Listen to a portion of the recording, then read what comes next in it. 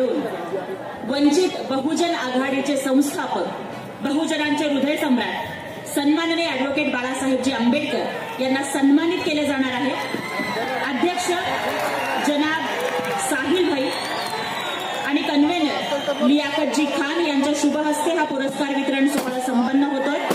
जोरदार टाळ्या वाजवून मौलाना आझाद सद्भावना पुरस्कारानं आदरणीय ॲडव्होकेट बाळासाहेबजी आंबेडकर यांना सन्मानित केलं जात आहे। यानंतर प्रबुद्ध भारत या पाक्षिकाचं प्रकाशन सन्माननीय ॲडव्होकेट बाळासाहेबजी आंबेडकर, आदरणीय आमदार इम्तियाजी जलील आणि पद्मश्री माननीय लक्ष्मणजी माने साहेबांच्या हस्ते संपन्न होईल। उपस्थित सर्व भीमसैनिकांना माझी नम्र विनंती आहे की प्रबुद्ध भारतची वार्षिक वर्गणी आहे 300 रुपये, अंकाची किंमत आहे 10 रुपये। अंक मैदानामध्ये उपलब्ध आहे। आपल्या चळवळीचे जे मुखपत्र आहे बाबासाहेब आंबेडकरांनी सुरू केलेलं प्रबुद्ध भारत 1 वर्षापूर्वी आदरणीय बाळासाहेबांनी पुनरुज्जीवित केलं। जास्तीत जास्त संख्येने आपण प्रबुद्ध भारतचे वर्गणीदार व्हा। यानंतर मी मंचावरील मान्यवरांना विनंती करते की आपण प्रबुद्ध भारतच्या अंकाचं प्रकाशन करा।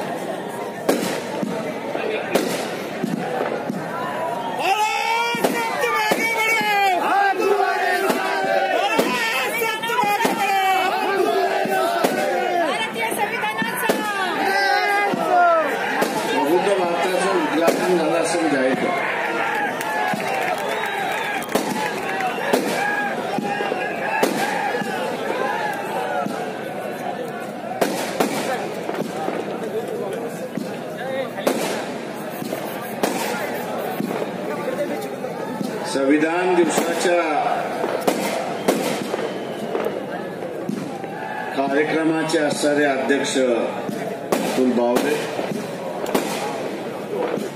व्यासपीठावरती उपस्थित एमआयएमचे असणारे प्रतिनिधी आमदार इम्तियाज जलील,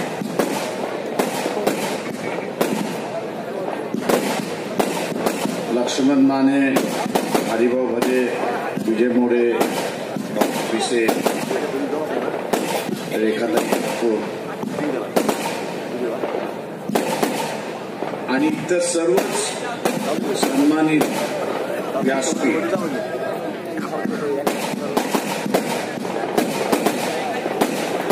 उपस्थित बंधूंनी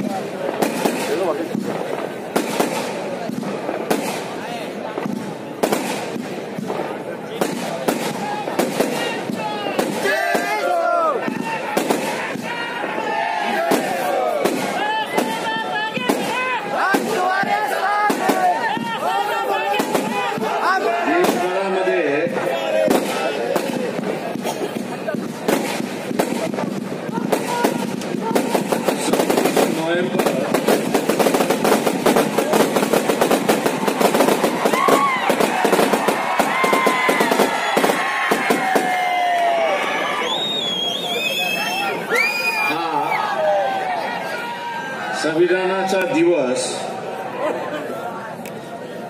म्हणून साजरा केला जातो।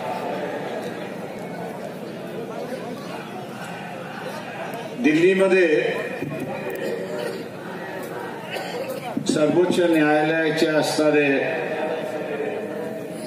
सर्व न्यायाधीश आणि त्याच्याच बरोबर चीफ जस्टिस यांनी सुद्धा असणारा हा दिवस साजरा केला।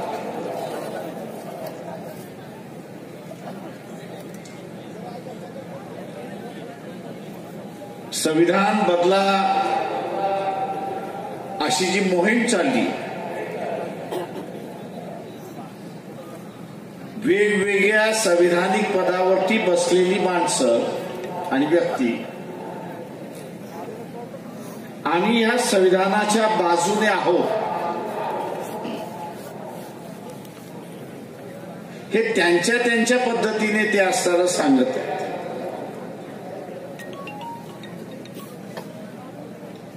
सरळ भाष्य करता येत नाही, पण कार्यक्रमाच्या माध्यमातून, कृतीच्या माध्यमातून जे कोणी संविधान बदलायला निघालेलं आहे, संविधान बदलण्याचे मनसुबे उभे केलेले आहेत, त्यांना 2019ला परत येऊ देऊ नका हा आदेश तिकडनं निघाला यापुढे.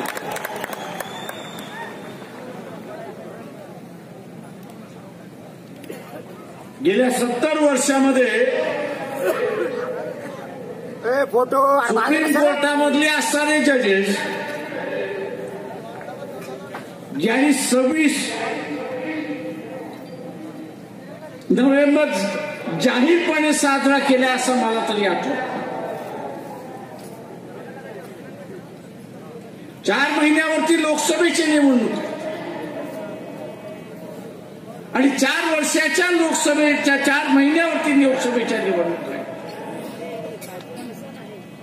आणि त्यावेळेस पब्लिकली येऊन सांगणं की संविधान दिवस हा 26 नोव्हेंबरचा आहे, त्याच्यातला मतित अर्थ आपण कळला पाहिजे.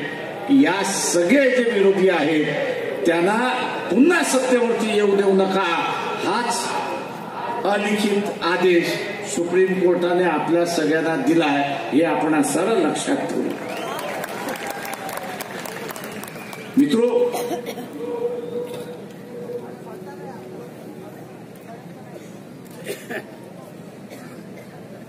गिरगिट सारखं रंग बदलायचं कामकाज इथल्या असणाऱ्या सरकारने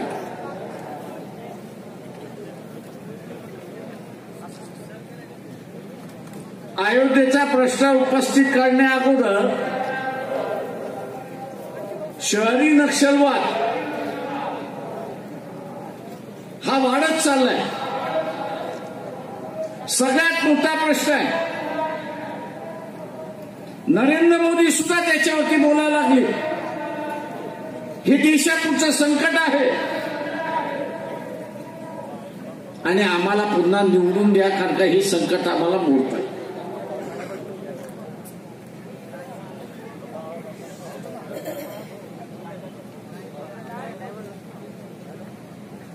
अचानकपणे झोपून उठल्याप्रमाणे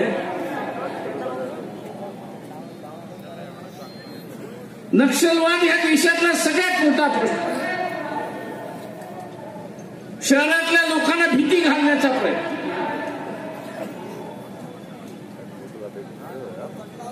आणि इलेक्शन जिंकण्याचे मनसुबे दाखवले गेले. गेल्या 4 वर्षामध्ये विकासापासून अयोध्यापर्यंत आलो.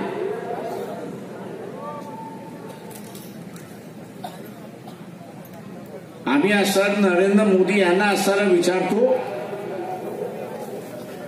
तुम्ही नोटा बदल केला, बंदी नाही म्हणत, तुम्ही नोटा बदलल्या.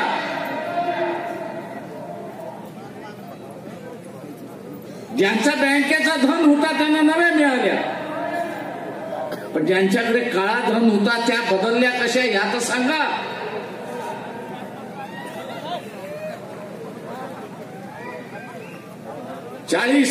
चा रेशो होता की नाही हा असताना सांगा.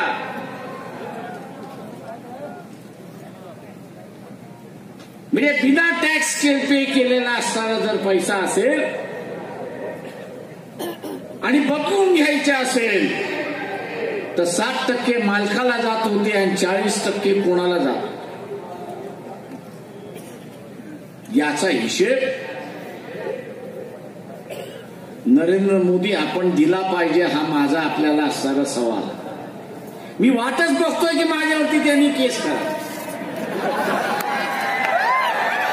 इम्तियाज जलील अगर आप पर केस होता है तो आपका वकील मैं ही खड़ा हूं. कारण नरेंद्र मोदीला मला कोर्टामध्ये हजर करता येईल.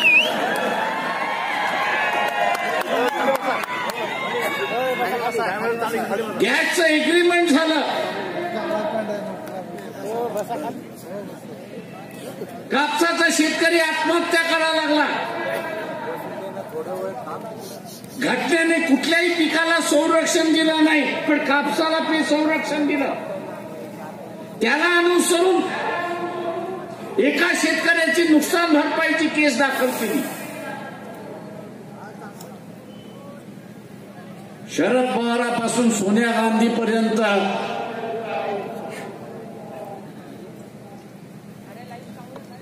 कोर्टामध्ये माझे साक्षीदार आहेत म्हणून मी सांगितलं.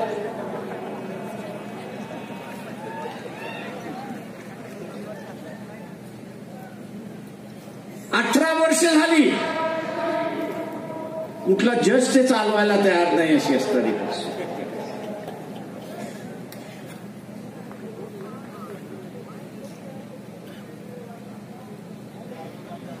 मी त्या जजला विचारतो, अरे बाबा कधीतरी चालव, घाई काही आहे प्रकाश, आपण चालू. पण मला असं वाटत नाही की ती केस निकालात निघेल असं मला वाटतं. किंवा इम्तियाज तुमच्यावरती केस झाली तर आपला पहिला साक्षीदार हा नरेंद्र मोदी राहणार एवढं लक्षात.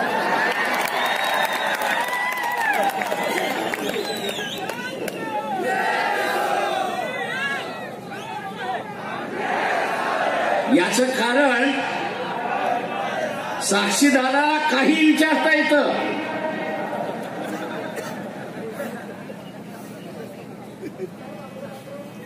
साक्षीदाराला काही विचारता येतं.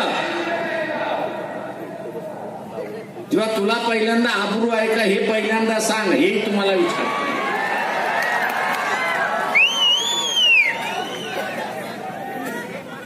आणि म्हणून हा 60-40चा जो आकडा आहे याच्यामध्ये भागीदार फार मोठ्या प्रमाणात आहे.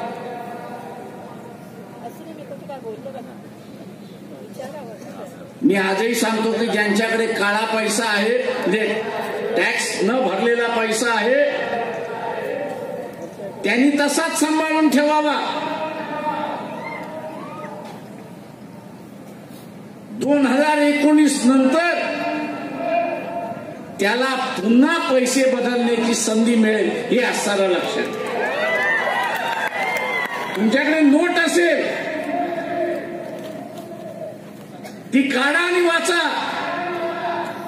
रिझर्व्ह बँकेने प्रॉमिस केलेला आहे की ज्या ज्या वेळेस तुम्ही असणारं ही नोट सादर कराल त्या त्या वेळेस तिची किंमत तुम्हाला दिल्या जाईल. त्या त्या वेळेस तुम्हाला दिल्या जाईल. तेव्हा हा जो या देशातला एक व्यवहार आहे की टॅक्स न भरणं, हा सुद्धा एक व्यवहार आहे. त्याला टॅक्स भरण्याच्या परिस्थिती आणलं पाहिजे, हेही बरोबर आहे. पण टॅक्स भरला नाही म्हणून त्याला जे लुटलेलं आहे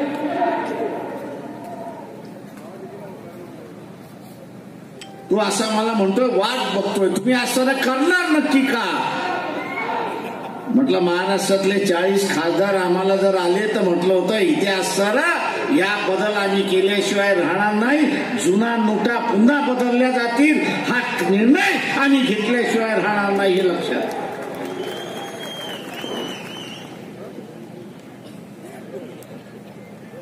बीजेपी वाले म्हणते कसं काय शक्य आहे?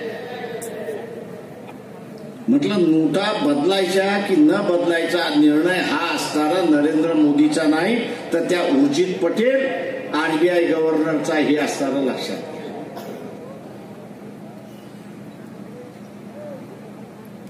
इथलं शासन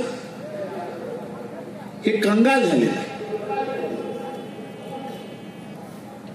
अरुण जेटलीचं असणारं 4 दिवसापूर्वी 5 दिवसापूर्वीचं स्टेटमेंट होतं की आमच्याकडे एवढी गंगाजल आहे की 6 महिन्यापर्यंत चालू.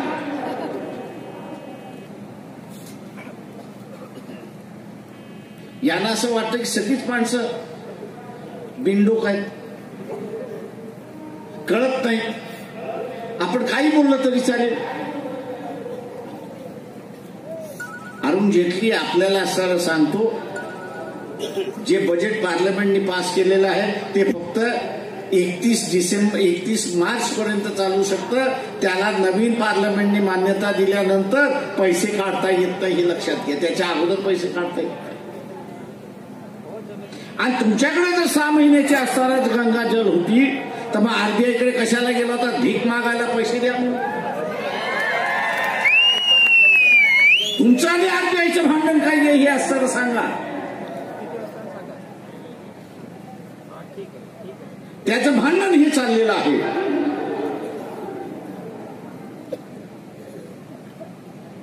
की या देशामध्ये 10 लाख लाख कोटी जे बँकेचे डुबलेले आहेत असं मी त्या ठिकाणी म्हणतो, त्याला ते एनपीए म्हणतात, नॉन परफॉर्मिंग एसेट म्हणतात.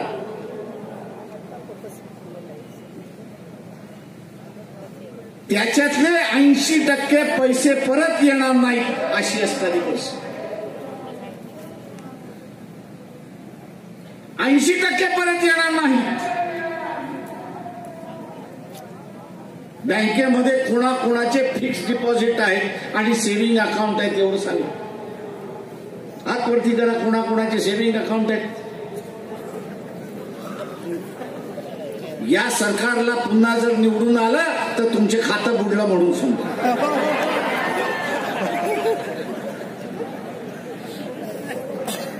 तुमचं खातं बुडलं. आज एटीएम वरती गेला, बँकेमध्ये गेला, तुम्हाला पाहिजे तेवढे पैसे काढता येतात का? साधा व्यवहाराचा हिशेब सांगतो. तू आज बँकेमध्ये गेला तर तुम्ही आज सर पाहिजे तेवढे पैसे काढू शकता का? एसबीआय सारखी म्हणजे स्टेट बँक ऑफ इंडिया सारखी बँक हिने असं सांगितलं की एटीएम मधनं पैसे काढायचे असेल तर 4,000 फक्त तुम्हाला काढता येईल. बंदी कधी येते? पैसे काढण्याची बंदी कधी येते? ज्यावेळेस तुमच्याकडे पैसे नाहीत त्यावेळेस बंदी.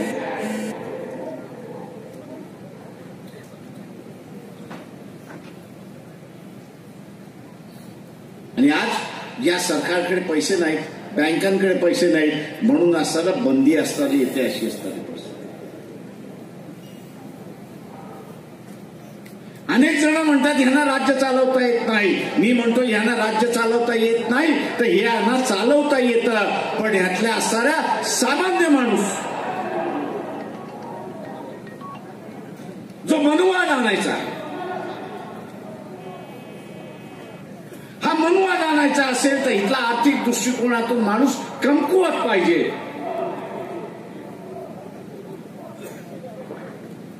आणि या देशामध्ये कमकुवत करण्याची आर्थिक व्यवस्था ही या सरकारने ठरवली.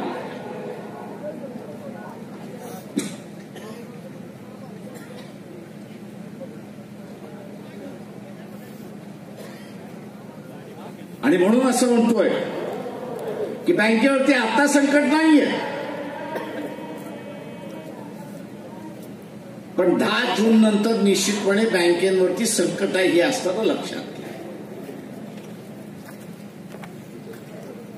आपल्या दृष्टिकोनातून एक चांगला फायदा असं मी त्या ठिकाणी म्हणतो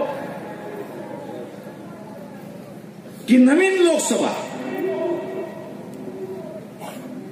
ही 20 मेच्या अगोदर झाली पाहिजे ही लक्षात घ्या. आणि जे काय बँकेवरचं असणारं संकट आहे ते जून महिन्यानंतर आहे. आपल्याला असणारा आपली खाती शाबूत ठेवण्याची संधी आपल्याला मिळालेली आहे. तेव्हा इथला असणारा तो मध्यमवर्गीय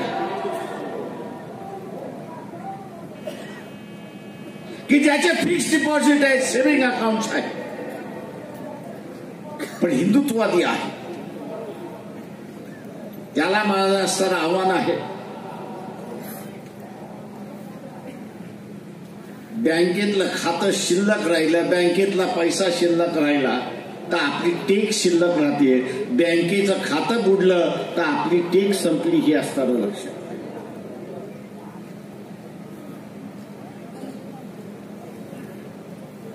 आणि म्हणून काँग्रेसवाले बोलणार नाहीत, राष्ट्रवादीवाले तर बिलकुल बोलणार नाहीत. त्याच्या 40% हिस्सेदारी आहे याची मला खात्री आहे. फक्त तख्त बदला, 2019 तख्त बदला,